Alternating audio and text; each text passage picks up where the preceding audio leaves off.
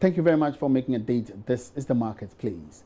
Now, the government says it is in the process of achieving total automation of the Ghana Revenue Authority's operations in a bid to enhance revenue collection. The GRA, although improved collections in 2018, missed out on its revenue target as a result of some unlawful trade practices by some traders. Deputy Minister of Finance Kweku Kwating told Joy Business Ghana's revenue collection system is lagging behind as compared with other countries, hence the need for automation.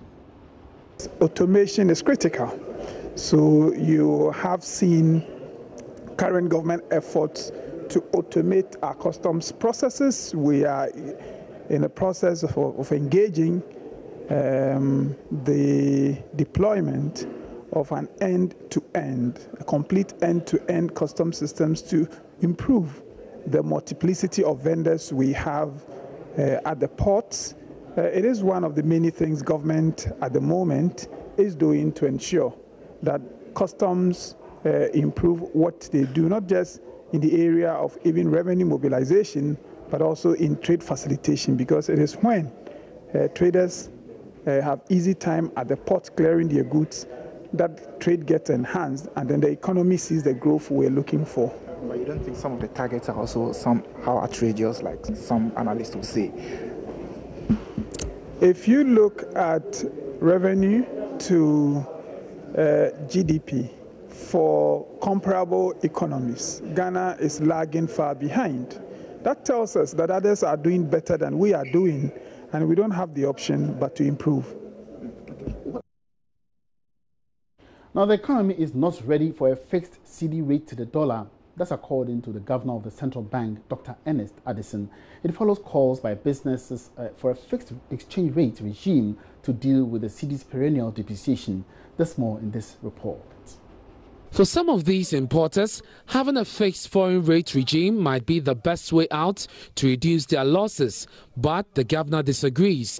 We have agreed that a flexible exchange rate system better serves the needs of a country like Ghana, and like Cote d'Ivoire or Senegal or those countries that belong to the safer zone where they have a peg arrangement with the euro. The Bank of Ghana has come under some criticism over its limited dollar supply onto the market, but Governor of the Bank of Ghana, Ernest Addison, says they have to be strategic with this intervention. The central bank has to make a judgment. It's a question of how much depreciation relative to reserve accumulation do you want to achieve? These are the balancing acts. Given these external shocks that are coming to hit the economy, you need to make a judgment.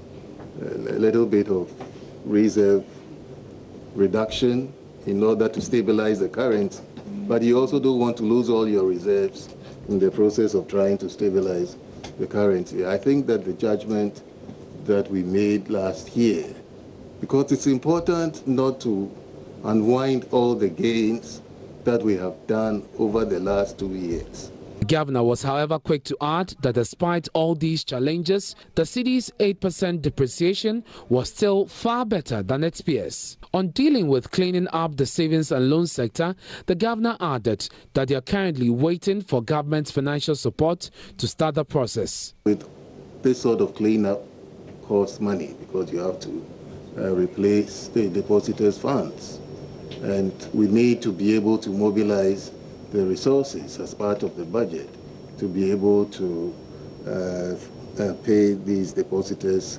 their funds. And once the government is able to put together the resources, we will commence with the cleanup of that sector. So it hasn't been forgotten. There's still work going on to try to identify the resources to do it. The governor of the Bank of Ghana once again gave the firm assurance that the expected improved credit extension would happen now that the banking sector cleanup has been completed. He also announced that the depositors' insurance scheme would surely take off this year. All right, so it's obvious now that the Bank of Ghana governor does not want anything to do with a fixed regime, exchange rate regime. Joining me now in the studio, Ernest, I beg your pardon, Courage Martin is economist with Data Bank to take a look at this particular issue the exchange rate regime fixed as compared to a flexible exchange rate which pertains at this moment. You're welcome to Marketplace. Always a pleasure to have you. Thanks for having me. All right. So what the governor is saying, or what the governor means, is that the flexible rate or system is more, admirable than the alternative, the fixed rate system. What's your take on that? Yes, I agree with him 100%. And as a free market economist, so to speak, to some extent, I think that, and I would not agree that fixed exchange rate is the way to go. Let me create a context and then bring it to exchange rates. You see, like any commodity, the price of that commodity in a free market system is determined by the forces of demand and supply, the interplay of demand and supply. So that if you find yourself in situations where demand exceeds supply, the price should adjust upwards to reflect the excess demand, so that those who can afford it at that level will continue to afford it. And those who are unable to afford it at that level should look for substitutes. Now, when you come to exchange rates, in a flexible exchange rate regime, as we have it, that is what it mimics on the market, on the foreign exchange market, so that as we have excess demand for dollars to import, it becomes more expensive to continue to import. Then we should start to look for alternatives within the domestic environment. The whole argument is that if you fix the exchange rates, what you are doing is that as the forces of demand and supply are moving, you continue to hold it at a fixed rate. You are not reflecting the true value of the commodity you want to buy, which is the dollar. So you are accumulating the depreciation within it. You get to a point where you cannot continue to run down your reserves, and then you would have to float it, and then that is when you have to unleash all the accumulated depreciation, and that can become very hurtful. All right, now, Courage, haven't we exhausted this discourse? Haven't you tried various options to actually stabilize the Ghana cedi? We've called for long-term measures, we've called for short-term measures, which seem not to be working. Why don't we try the fixed exchange regime to see whether that would be the magic wand? So let me give you an example. A country like Nigeria had a fixed exchange rate regime for a long time. But when crude oil crashed, because Nigeria's export revenue is heavily dependent on crude oil, close to 70% or more of their export revenue comes from crude oil. Exactly. So when crude oil prices crashed, their reserves were being depleted to defend that fixed exchange rate regime. They would keep pumping reserves onto the market because they didn't want the exchange rate to move from that level. But it became, it got to a point where they were running out of reserves. What do? Let the market determine the rates. Those who can afford it and need it for fundamental reasons would be able to afford it then. And because they had fixed it for a long time, the fair valuation for the exchange rate required a 60% depreciation of the naira against the dollar in 2016. Okay. So they had to implement that, and a lot of businesses had to suffer. Then you go to Egypt. The same thing happened in November 2016 when by the virtue of their IMF program, they had to float the Egyptian pound. And because they fixed it for a long time and it was hurting their reserves, they had to also float it, and it resulted in about 50% devaluation of the Egyptian pound. Now, I'm not sure any businessman can tolerate such a sharp decline in the currency. What about doing it intermittently? Maybe fixing the exchange rate for some time, maybe 6 months, and see the outcome. Then we can switch to the flexible system. So you need a certain level of reserves to fix. Okay. Our reserves today is $7 billion, which is struggling to hold 4 months of import cover. You look at the countries I mentioned, Nigeria, their reserves is about $47 billion, which is over 70% of our total economy. So when we fixed our exchange rate, even for 1 month, it implies a certain level of reserves to defend it, even for just 1 month. And the question is that, do we have the position even to stagger it? I'm not sure we have the wherewithal in terms of reserves position to stagger it. But if you look at the intervention measures that are being implemented, you will notice that the Bank of Ghana is trying to strike a balance between a certain optimal level of reserves and a certain optimal pace of depreciation. Okay. Right? So they would not want to sacrifice their reserve beyond a certain level. And if you fix it, even to stagger it, within that period of fixing, it may require more than you want to do. and that could expose us significantly after that period expires. All right. Well said. Now, I believe the governor might have also mentioned something about the confidence in the banking sector following the reforms. What exactly was he saying? What did he mean? Well, in 2018, when the banking sector reforms were ongoing, the need for recapitalization, corporate governance structures were being put in place, and so on, a lot of confidence was lost in the banking sector. And in fact, what we noticed is that it transmitted onto the stock market, because when banks had to recapitalize, one of the notice they sent to shareholders was that they would have to defer dividend payments. And some investors reacted by taking profit, and it hurts the stock market. You know, and of course, it also negatively affected their ability to lend, because they are still in the process of recapitalizing, and so you don't want to expose the new capital you are getting significantly to risks just yet. You want to be able to get to that level and have a certain level of asset quality before you start, you know, taking on more risk. So lending behavior was limited.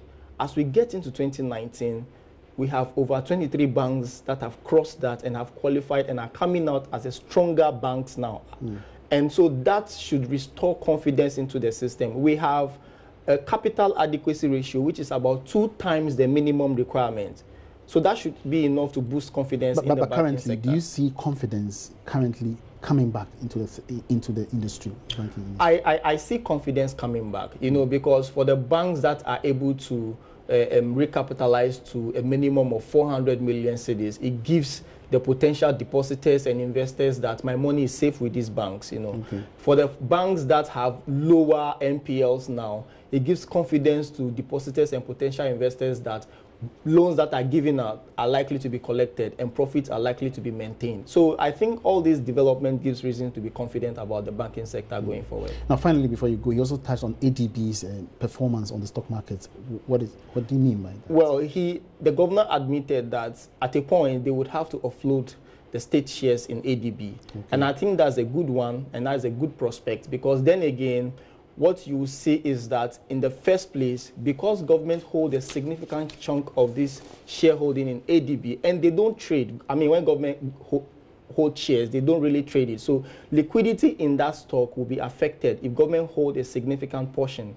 So by admission of their intention to offload it, what it means is that we should be looking forward to more liquidity in that particular stock on the market. Then again, it will also help price discovery, so that because it is being traded and prices are moving, we will see prices reflecting both the financial performance of the stock and the economic development within which the company is operating. Many thanks for your time. Courage Mate is an economist with Data Bank. We've been talking about some issues that were raised in yesterday's Monetary Policy Committee meeting by the Bank of Ghana. Now, moving on, the recent challenges in the financial sector seems to be having little impact on activities of credit unions. Senior auditor with the Ghana Cooperative Credit Unions Association, Yao Boachi-Mensah, says laws regulating credit unions do not allow funds to be invested in private financial setups such as men's gold. According to him, he made this revelation at the 8th Annual General Meeting of the TEMA Chapter Teachers Network Cooperative Credit Union at TEMA. All right, so we'll come back to that story very soon. Now, the 2018 Corruption Perception Index, CPI score, indicates Ghana's performance has improved by 1 point from its 2017 score of 40. This score is set to be a positive departure from the continuous drop the country has been experiencing since 2015. According to the 2018 CPI, Ghana scored 41 out of 100 and ranks the country 78 out of 180 countries in the index. Now, several factors, including policies and initiatives by government and state institutions during the period under consideration, could have accounted for improvement. But what does the index mean for foreign direct investments as the entire business community? Now, joining me via phone is business consultant and international development expert Marie Ghani. Good afternoon, sir. Welcome to the Marketplace. Hello, Marie. Hi, hello. All right, so you're on Marketplace Live. Now, tell me, what's the implication of this current ranking on businesses, especially foreign direct investments?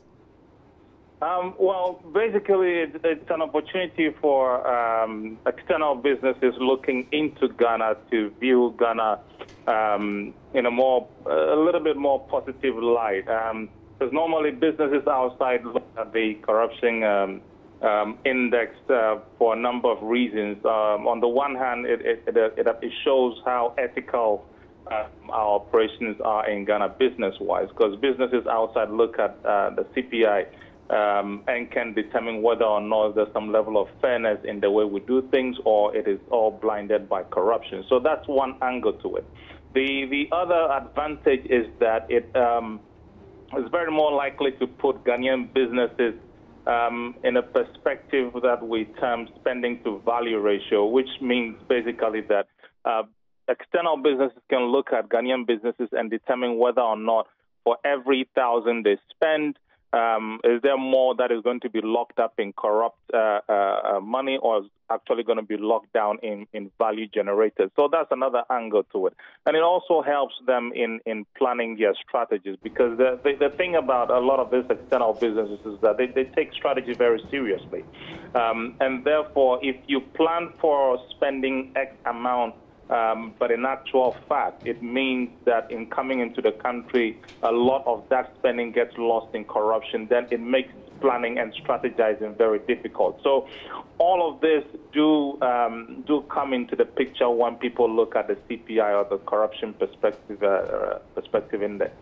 Now, some people believe that this is only a perception index and that the reality could be different on the ground. Now, why should foreign investors or investors in general plan with such an index?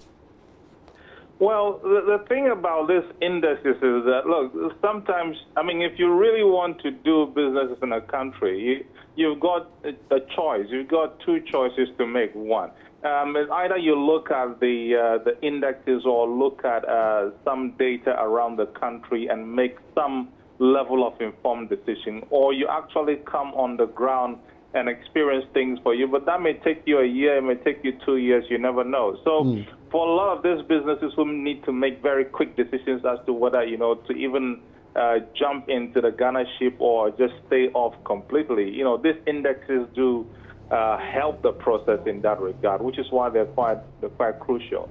All right, so how should the country or businesses, in the country position themselves to make, an impact, given this particular perception index results? Well, on that score, it's largely a one-sided act, really. It's largely about how others who want to engage with Ghanaian businesses see those indexes. The list, or the best case scenario for Ghanaian businesses is when they are pitching to sort of raise some of these index movements. And so, it's largely about Ghanaian businesses bringing it to the fore when they're having a conversation with their partners externally. But, the real perception from those partners is really their thing to do. They can, they can decide that for external businesses. Right. They can raise it, but they can't decide how it is decided upon. All right, many thanks for your time. Marie Ghana is a business consultant and international development expert. He's been sharing his thoughts on the current Corruption Perception Index, where Ghana has improved on the current rankings. Away from that, Cocoa Board has discounted claims of being a loss-making institution following a move to secure $300 million loan facility to service some cocoa bills owed the Bank of Ghana. Fifi Boafo is the manager at the Office of Cocoa Board's chief executive. He's been telling Joy Business why Cocoa Board came to this decision. Cocoa Board has discounted claims to reduce farm gate prices of cocoa following the continuous dip in the price on the world market. Ghana, the world's second cocoa producer, maintained the guarantee price it pays farmers at 7,600 cedis per ton for the 2018 and 2019 main crop harvest. This development has, however, seen Cocoa Board run into some losses over the period. Speaking to Joy Business, manager to the Office of Cocoa Board's Chief Executive Officer, Fifi Boafo, stated that reducing the farm gate price could spell doom for the sector. If you reduce the price or if you maintain the price, at least the farmer will be earning more.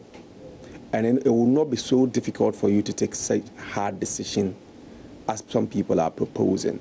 But at the time, the farmers themselves are finding it difficult to even stay in business, and you say that go and reduce your price, I think it doesn't make a good business sense to say that, well, we'll just look at our books and take the decision to reduce their price and then collapse the industry. Bear in mind, if farmers feel that cocoa production or cocoa farming is not rewarding enough, they will leave. Meanwhile, Cocoa Board has denied assertions it is a loss-making institution following a move to secure a $300 million loan facility to service some cocoa bills owed to Bank of Ghana. Cocoa Board has remained very viable. Trust me, if you step out there, talk to business people, people who want to do bankers, you talk to bankers, you talk to suppliers, you talk to contractors.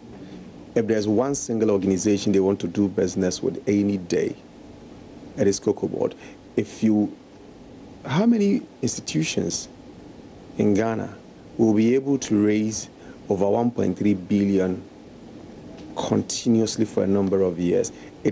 It comes with a certain credibility before you'll be able to do that. Cocoa Board has been syndicating for a huge amount of money for over 26 years. There's never been an occasion where Cocoa Board has defaulted. Having recorded a shortfall of 2 billion cedis in the previous harvest, proceeds of this loan facility will help refinance the 1.4 billion cedis in cocoa bills owed to the central bank. To this end, Cocoa Board is in talks with a syndicate of lenders, including Cooperative Rubber Bank UA and Societe Generale SA, for the loan facility. The Peasant Farmers Association of Ghana is making a case for special taxes and levies to be imposed on the importation of chicken to the country.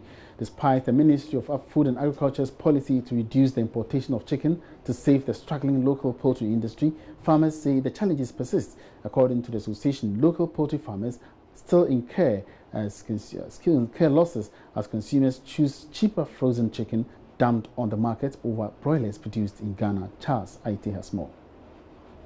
The high demand for chicken in Ghana continues to create job opportunities for entrepreneurs who dare to enter the business of poultry. But there is a catch: the threat that high importation of frozen chicken has had on Ghana's local poultry industry. Charles Nyaba is head of programs and advocacy for the Association of Peasant Farmers. There are a lot of poultry farmers who are willing to produce enough to supply this country.